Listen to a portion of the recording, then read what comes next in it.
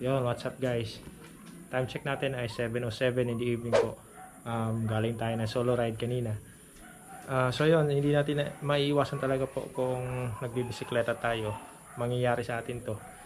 Yung nangyari sa akin ay naplatan ako kanina. Pero umabot naman ako sa bahay. So ito yung bike ko. Tinanggal ko na guys.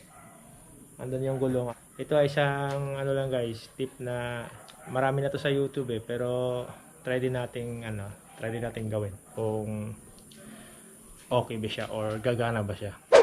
Yeah, yeah, yeah, yeah. Whoa, whoa, yeah. Yan, so yun na nga guys. Ito na yung ano natin. Dito yung gulong ko. Ayusin natin.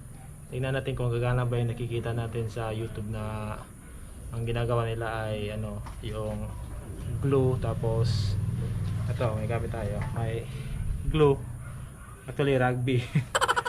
Bawal langhapin guys, bawal yun. Tapos sandpaper, kung tawagin ay liha sa amin, ewan ko sa Tagalog. Tapos may rubber tayo, gugupitin natin to. So yun guys, tara tingnan natin.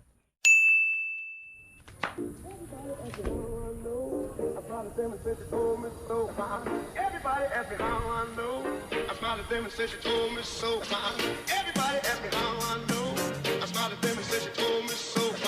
Everybody ask me how I know. I smiled at them and said she told me so.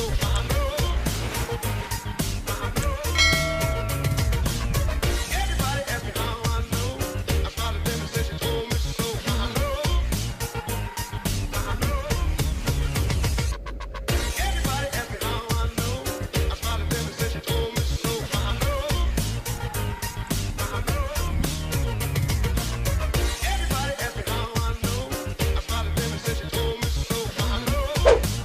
So ayan guys, pagkatapos ko nilagyan ng rugby or yung rubber glue, nilagyan ko muna siya guys ng ang tawag nito, yung parang para mapipisil siya guys, para madiin siya. Ito guys, oh. So ayan, hindi naman masisira yung rubber, yung gulong mo niyan guys, dahil may tsinelas naman eh. So, yan para lang na mapipisil siya ng husto.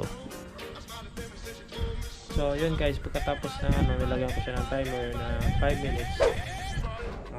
Pagkatapos na tatanggalin natin. Titingnan natin kung kumapit na ba. Ayan guys, ito na nga yung rubber na dinikit natin. So, tingnan natin kung lagyan natin ng hangin kung ano ba siya. May singaw ba?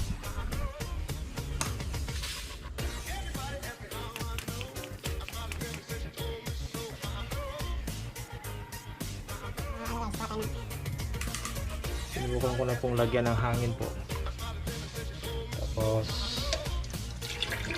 wala tayo ng konting sabon or yun, sponge.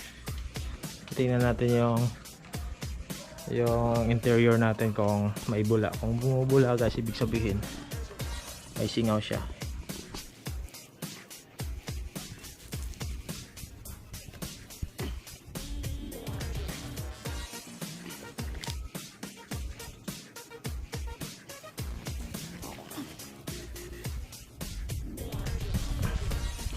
Yun, so successful yung natin guys.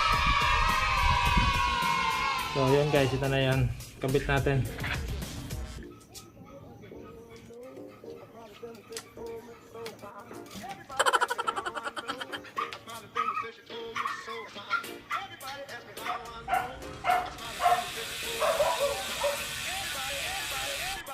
Yun. Yun guys, inaayos natin yung gulong. Dahil na puncture tayo kanina sa rides natin. So far guys, so good naman yung yung ginawa nating yung ginaya nating pagkukumpuni sa gulong kung wala tayong mga gamit. Halimbawa, dahil wala akong patch kit ngayon hindi pa ako nakabili ng patch kit. So yun, ginawa ko muna ng paraan. Yan, check natin bukas guys kung nilagyan ko pala yung guys, nilagyan ko pala yung gulong ng 45 PSI. So hopefully bukas okay pa siya. Kung hindi siya, kung ibig sabihin na kung yung hangin bukas ay bababa na 45 PSI, ibig sabihin may singaw siya. So yun guys, thank you for watching guys. See you tomorrow. Yon guys, what's up guys? Kumusta po ang lahat? Itong video na to ngayon guys ay continuation dun sa ginawa nating video kagabi na sinumpunin natin yung gulong. Sinubukan natin gumamit ng goma, ragwit, saka gunting. Kumbaga itong anong meron lang tayo sa bahay, sa base din po sa nakikita natin sa YouTube. So yun, ginawa natin yun guys. So far okay naman, tinan ko yung PSI ng gulong, okay naman. So ngayon, subukan natin i-ride. So yan, tara guys. So yun guys, na-ride natin siya na may isang oras mahigit. So far okay naman guys yung yung gulong. Hindi naman siya lumalambot eh. So yun, check pa natin ulit.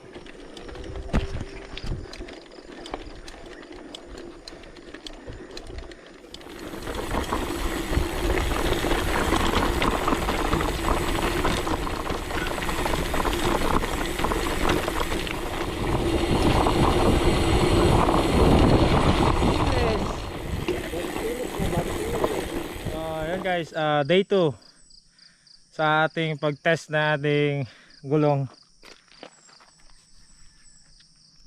So far okay naman siya guys.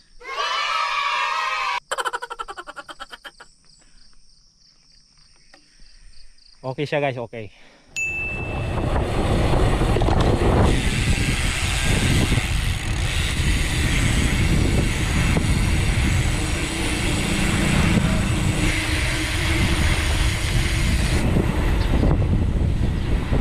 So yun mga kapadyak, yung review natin. I hope you like this video. Kita-kits sa susunod na vlog ko guys. Don't forget guys to stay safe. Please like, comment, share. Thank you for watching guys. See ya. Yeah, yeah, yeah, yeah, yeah. Whoa, whoa.